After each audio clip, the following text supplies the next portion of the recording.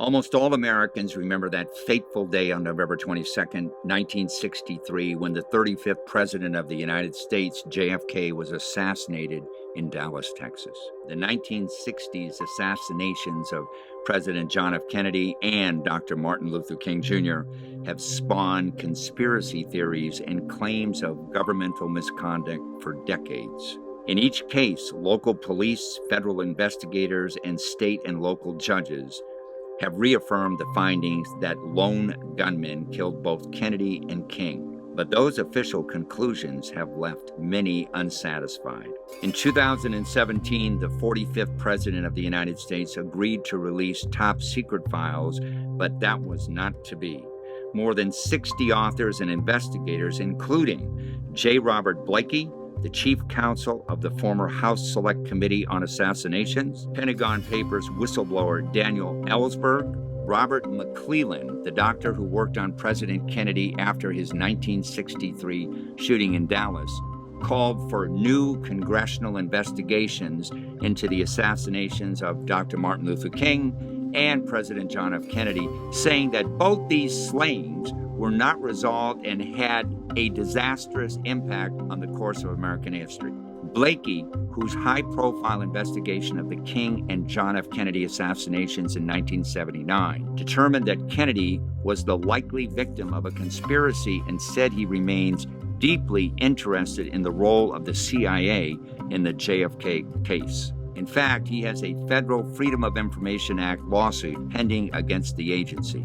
He said that the CIA has refused to open all of its files to this day. Many authors have published their own accounts of their theories of who killed JFK, including Blakey.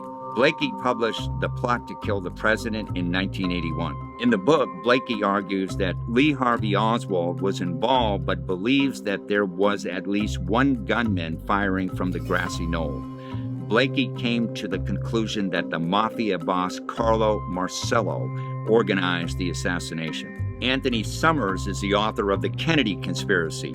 He believes that Kennedy was killed by a group of anti-Castro activists funded by mafia mobsters that had been outed from Cuba. Summers believed that some members of the CIA took part in the conspiracy. Summers speculated that the following people were involved in this conspiracy: Johnny Roselli, Carlos Marcello, Santos Trafficante, Sam Giancani, David Ferry, Jerry Patrick Hemming, Guy Bannister, and E. Howard Hunt. In this insider exclusive network TV special, Truth and Justice Die in the Darkness, a special network TV expose with Mark Mueller, we visit with Mark, founder of Mueller Law Offices, in his downtown Austin office in the Historic Bremond Block District, as he shares his thoughts and goals to have every hidden document from MLK and JFK assassinations and the American covert programs that have not yet been produced. Mark's landmark legal cases have led to appearances on Oprah Winfrey, Good Morning America, The Today Show, Montel Williams, and others, as well as national front-page news coverage by the New York Times. This is the Insider Exclusive, live from Austin, Texas.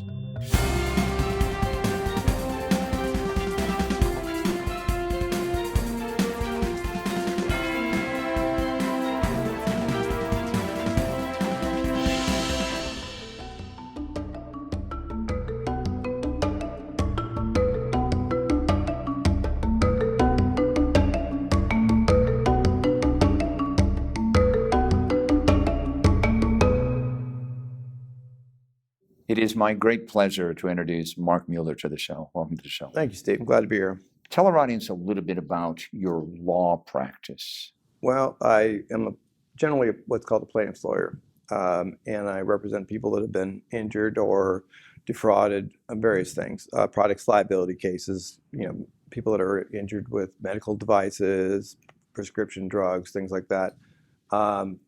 We do whistleblower cases, known as key tam cases, where there's been organized defrauding of the government, those kinds of things. And more and more getting into doing water contamination and chemical contamination cases. So that's been primarily my practice. It's been rotating over time to the things that I think are more urgent that need to be addressed right now. What you find in common with a lot of these cases is the government has covered up things. Yes. And that has led to you and your own personal goal of discovering and exposing a lot of the conspiracies that our generation has lived through. For example, like the JFK and the MLK assassination. That's right. The work I've done on cases, it started with cases. What I found was that the companies, the documents that we were able to actually get are far worse than you'd imagine from people on the outside. You just can't imagine that people are sitting there in the boardroom deciding, well, we can keep poisoning people, or we could do the right thing and we could tell people to take it off the market, but then we might get hit with a lot of lawsuits. And what will we do? Over and over you see this kind of thing. And that's not the worst documents, but that's what you get. Government, they look the other way. They get payoffs. You can't trust anything that is said or done. They're not looking out for us. So I guess I became a real skeptic. I was pretty naive when I started. I was a small town guy. I thought people were all generally pretty good and companies were out to help you. And it's not true. We're taught the wrong history in school. We're taught, and the companies that we see more and more, they're not out for us. And there's lies and cover-ups. So when you say conspiracy, I go, well, that conspiracy is by itself a tainted word. It sort of applies. It's a word that's used to paint people into a corner. There must be a little wacko. Conspiracy theorists. Now there go those conspiracy theorists. Well, really, that's not what conspiracy is. When we're not saying everything's a conspiracy, but we're saying that oftentimes the history that we're given is false. There are cover-ups, and there are more than one person involved. And we see this all the time. So yeah, there's a lot going on.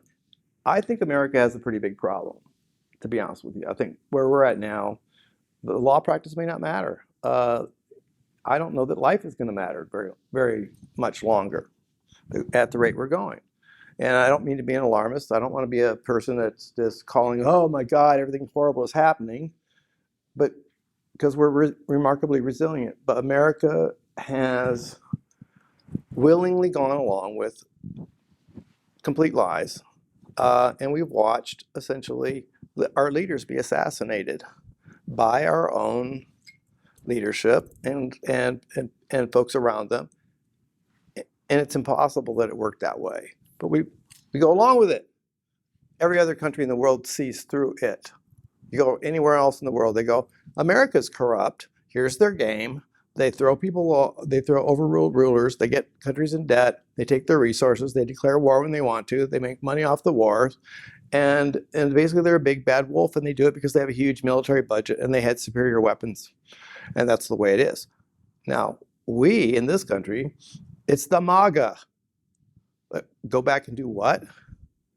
I think that unless we as a country deal with some of the big things that we know about that are true and bring them to the table. Like Kennedy's one example. Martin Luther King's another example. But there's many, many of those. And I think we have to have a national, what do you call it? It's a reckoning, in a way. It's to have any credibility in the world, to have any moral authority in the world, we've got to admit that we've done some pretty bad things to a lot of people. Look at Vietnam. You were there, and you were young, and lots of friends. I almost went there. I had lots of friends that went there, and they went out of patriotism, or they went out of a sense of adventure. They went because they wanted to go find out about life, and they came back, and they've been completely betrayed. That war was about other things. That was about money. That was about the war machine. That was about drugs, and who gets sacrificed. Ultimately, this is the big American wake up. Is when the mothers of this country realize that they have willingly sent their children off to war to be killed for battles that didn't mean a damn thing, except to defense contractors and drug dealers. Now you got a mama bear that could do some damage. That's the kind of wake up we need. And it's I think that the Kennedy assassination, the MLK assassination together, they're linked enough. There's enough commonalities about them that those are things that are near enough to the surface. Enough people know about them and suspect that there's more than meets the eye. Those, I think, can sustain the attention of people for long enough to make a difference, for people to go, you know what? Wow, why didn't we do something about that? Why didn't we say something about that? And I think that it's something where the evidence is here. I think we're either going to get souvenirs, what I call souvenirs. That means people take videotapes, people take photographs, people have copies of orders, they have copies of their aliases, they have maps where they really went, and they're buried someplace. They're in a closet, they're in a safe, they're in their friend's safe house. And eventually, they get older, and those go to somebody else. But they're around, and most people know that their father or their uncle or one of their relatives was involved in, say, MK Ultra was one of the programs, or FBI COINTELPRO, or Mockingbird, or there's a number of programs that they, if you know where they are and what the name of it and who was involved, generally speaking, people know about those things, but they've been told, A, it's legal because the government or the man or the old man or the company or whoever said it's direct order. So you're not doing anything wrong, but you can't talk about it. And if you talk about it, then you'll endanger everyone in your family. We're at a point now where unless we take those risks, and it's a terrible risk to take, and it's how things have been controlled for a long time, unless we go forward and take that on, we're not worth anything. I think it's a chance that we shouldn't miss. And I think people that are listening to this, they know who I'm talking to. People know. And there are, it's a crossword puzzle in a way, or a jigsaw puzzle, but we got most of the pieces. We got enough pieces to know what happened.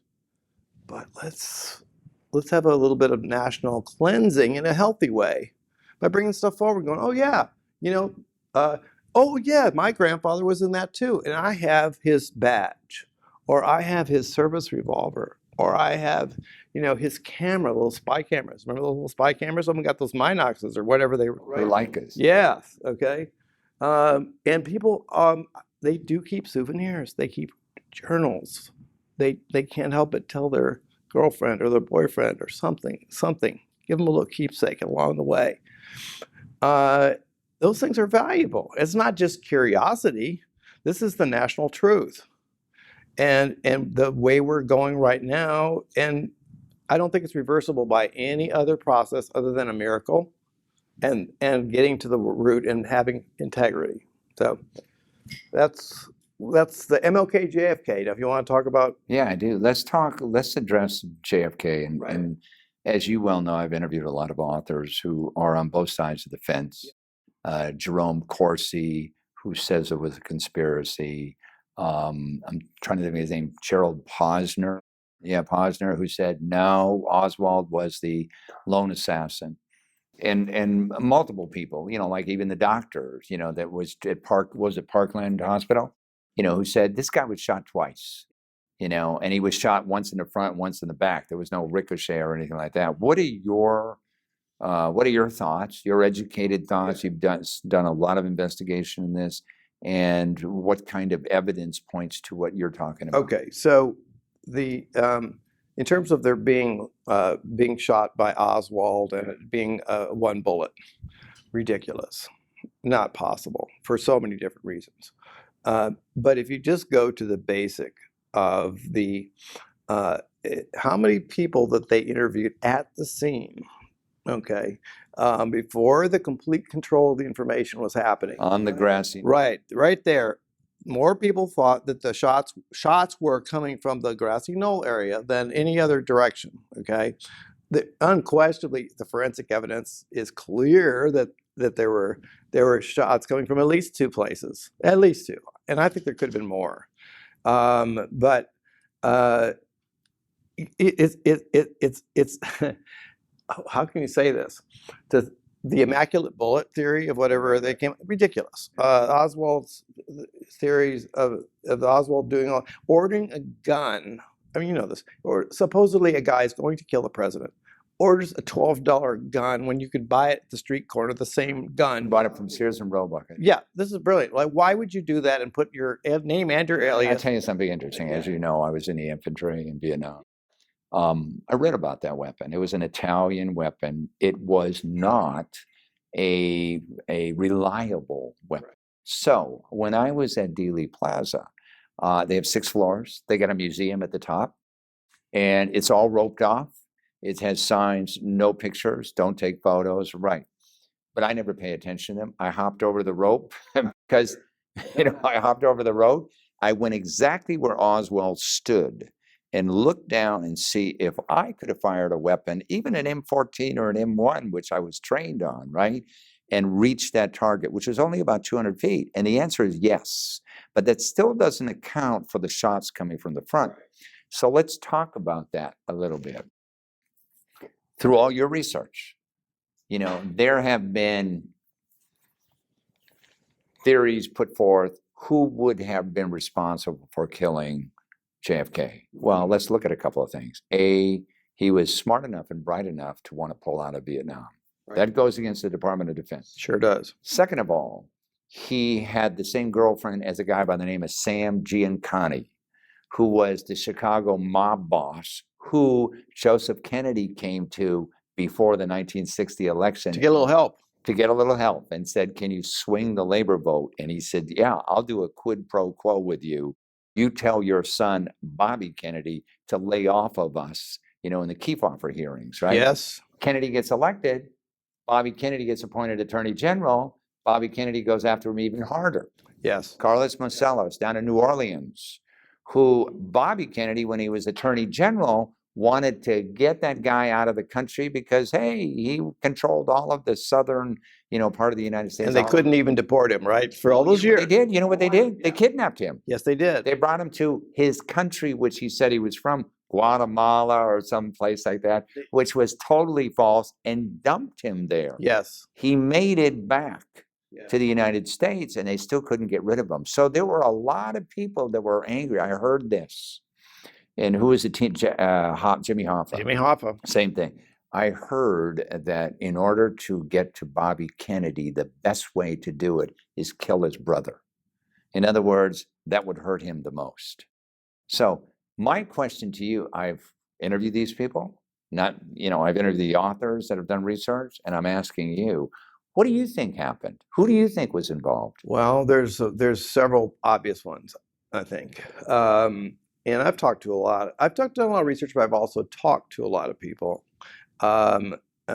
including a guy that represented E. Howard Hunt back in the Watergate days, okay, which also connects up to a few things, because some of the same crew that was in Watergate was also in Bay of Pigs and following that.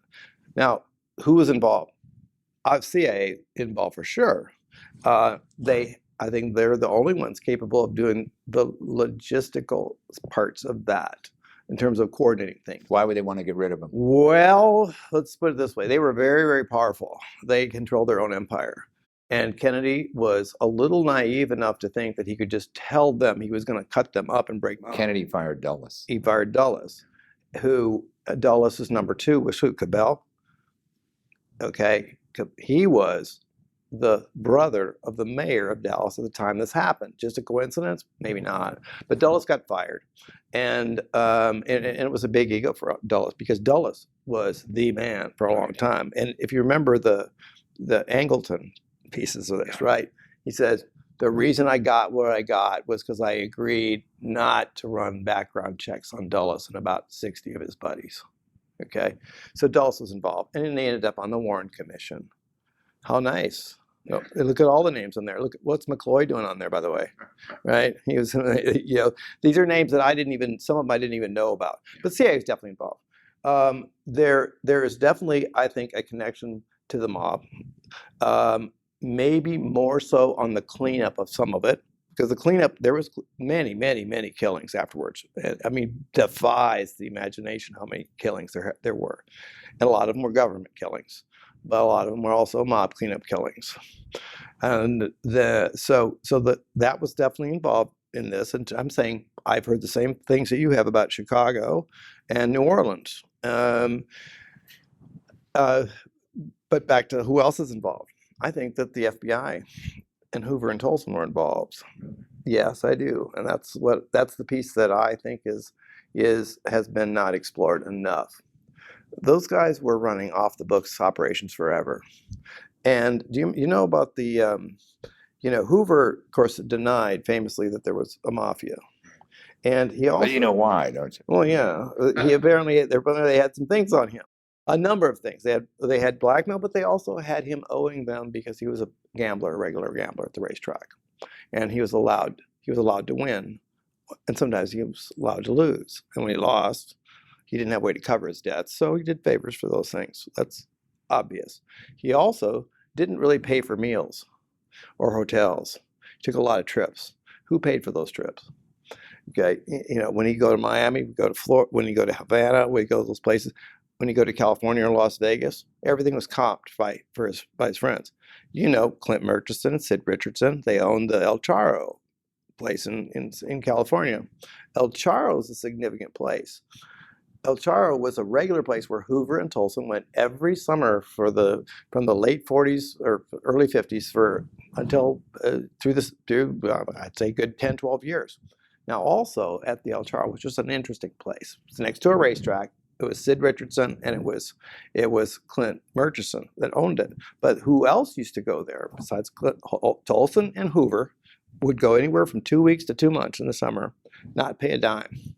In addition to them, there was also John Connolly, who used to go there a lot. There was also Carlos Marcella. I mean, these guys would be there at the same time. Okay, so you had the regular collection of all these players that was their place to go hang out. So who else is involved in this? The people that have money were involved to some degree, okay? Whether it's you're buying defense contractors who surely profited the most. The oil people weren't far behind, and there was a pretty mixed company of those guys, okay? Who just also happened to own some of the property right where this happened and had very convenient explanations for all these things. How many people were in Dallas that day, by the way? I mean, in terms of how many people were there that shouldn't have been there that day? Lots. A lot. And so I think also, see, this is what I'm talking about. There are still pictures available. There are still pieces of evidence that are available. How are you going to get this stuff? Well, I mean, freedom of information is right. It's a joke. Right. Yeah, they're going to give. Yeah. Like what? By the time we get what we're supposed to get, there won't be anything. It's all redacted. Yes, exactly. Right. Exactly. All you can hope for there is someone makes a mistake in some file and it's the wrong way. But the FBI, how did they get the investigation in this situation, right? So there's the FBI, because they definitely rigged the game. LBJ. Now, what I understood that LBJ played a critical role in this, because you know what? You couldn't take out a president without having the support of the next guy, number one. Two, you remember how close LBJ was at that point to losing it all? Okay, there was a hearing going on in Congress right then and there about the Bobby Baker stuff, and there was a guy senator from Delaware who was cross-examining right then and there, asking him the dirty, perfect questions. There was also a series, been either Life or Look magazine, I can't remember right now. The third part was coming out the Monday after this happened. It never came out. National Security. Okay, LBJ was look. He's from Texas. It kills me to watch LBJ when I get off the airport in Austin. LBJ with MLK. I saw it. He was a very crooked guy. He made all of his money illicitly. He killed people for elections beginning in 1948 and continued to do that. So I don't think there's a problem saying LBJ was part of the deal. I don't think he was planning it. That's not the logistics of it. Now, you're working on a book about this? The book is called Breakfast in Memphis because the people that I have been talking to a lot, and some of my work has been in Memphis, which is where MLK was killed, which is another very suspicious killed. And it's suspicious. It's very clear that this was a rigged game. And that one even more so by FBI, because Hoover and those guys hated MLK and wanted him to go. And to some degree, I think they were afraid of him, but they also just hated him. But do you know the guy named Frank Holloman? Holloman was he was a former FBI guy in Memphis and also former FBI guy in Washington with Hoover. He became a year before the police chief and the fire chief of Memphis at the same time. Okay, first time ever. Now, what benefit is that in the situation? MLK was completely rigged. James Earl Ray, most people don't know this, had escaped from prison in Missouri about a year before the MLK shooting. From all accounts, he was a common criminal. He was not the brightest guy. He did not appear to be a complete racist. He did not appear to be an assassination type. He wasn't really a sniper, but he was allowed to escape. Let's say allowed to escape. So he's a fugitive. He was a fugitive, but he was targeted to be allowed to escape because he had previously made an escape attempt. So now his record, now think about this, so they put this together. I've got some evidence, and I'm going for more evidence, that there was a payoff to let James Earl Ray get loose. And I think that the story that James Earl Ray has told about being this mysterious guy who he was associating with, Raul, they've chased the wrong trails here, but he did have a handler who kept him going from project to project, making a little money with drugs or making a little money with guns or whatever. And so he ends up in Memphis. And boy, is that interesting, right? He doesn't know much about rifles. So they send him to go buy a gun to do a rifle sale or a gun sale to make money in Memphis. And he goes to the store to buy this stuff, tells him what store to go to, and he orders this gun. But this will be like me ordering a gun. I don't know much about guns. Well, it's a and yeah, that one took the gun back. It was a wrong gun. So they sent him back to do it again. Really? Yes. So now 2 identifications by some store guy who's not in on it. Now I heard a very interesting piece about this. That the second time Ray was there, that there was a cop car outside outside the gun store. Now I can't verify this. That was his Uber. But this was somebody out there to make sure he got the right gun. Okay. And so somebody actually went in and said, oh yeah, this is the one you're trying to order, right? So they're trying to match it up with something. Now the interesting thing, we know what happened after that. James Earl Ray, from where he was, could not even have done that shot and didn't do it. He didn't do it. But interestingly enough, he shared a common feature with Oswald. He didn't have trial. And that's what gets interesting, because the lawyers are complicit in this, and some of the big ones. In my view, it's very curious. Because Jack Ruby, who represented Jack Ruby? Yeah. Melvin Belli. Okay. You know who also represented him briefly? Who? Percy Foreman. Okay. You know who represented James Earl Ray at his plea? Percy Foreman. Interesting. Percy Foreman, when he took over James Earl Ray's representation, he told him, this case is BS. Any good lawyer will tear this up. You've been framed, blah, blah, blah. Less than 30 days later, he was telling James Earl Ray, you've got to plead guilty, and you've got to do it today, and you've got to do this, or you will get the death penalty, and your father will get his probation revoked, and your brother will go to prison as an accessory. You've got to do this to save your life and your family's life. And he did. He immediately tried to revoke, to change his plea. Never was allowed to. Never was allowed to, so they never had a trial. The ballistics didn't match. The rest of the story makes no sense. And why in the world would you get, and if it was a conspiracy, right, and James Earl Ray was the shooter, why would you pick a guy that's not like a qualified shooter? It's not an amateur game, for God's sakes. This is a professional game. Now, the area where MLK was shot was sloping up to where this place was.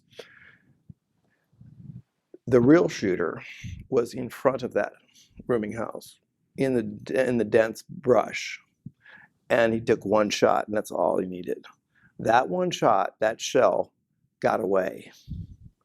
And now one thing there wasn't in Memphis was time, because that was a fishbowl right where it was, and it was not going to be much longer before everything blew apart. So the shell had to be abandoned. Now that's a problem. That's a problem. So what happened the next morning? That lawn, all that brush, all those grasses were mowed down to the nub, and that shell was gone. That shell still exists. Does it? Yeah, that shell still exists. So, what do you want to see exposed on just JFK and MLK? And how do you get that? Well, what I want to see is I want to see somebody who really was involved, or somebody who knows who was involved. I mean, because we know who was involved to a large degree. Although in JFK, there could have been more shooters than people realize that didn't even know about each other. That's very possible, but there were definitely more than one. What I would like to see is either a stone cold beautiful confession with supporting documents of some kind, right? Or such bulletproof. I want to see a video. I want to see a bullet shell. I know these people took protection. People recorded these things. They kept things so that they could protect themselves, because they knew they were dealing in treacherous water. And that's what I'd like to see. Those things are out there right now. Is this going to be in your Breakfast at Memphis? Yeah. Is it? Well, breakfast in Memphis is either going to be a very fulfilling breakfast, or it's going to be lunch in Nashville. Yeah. When can we expect it? Well, that depends. It's ready to go at any moment in time, but I want it to be a little tighter, because what I see for this book is really, I want it to be an attention-getting point, which is a talking point for me, for you, for people. Go, this is real, and it's going on here. Now let's talk about some other things, okay? And start that conversation about getting real in America. Because I know, most people know, the great America, which for one, it was a great America in some degree. It's not anymore. It's going downhill fast. It's kind of embarrassing, and it's not going to last long. The world's not going to last long at this rate. And I think this is our shot. Honestly, that's what I'm doing it for. And I want to thank you very much for being on the show. Thank you, Steve. I'm glad to be here. Thanks for joining us. You can get more information about our guest and the issues at insiderexclusive.com.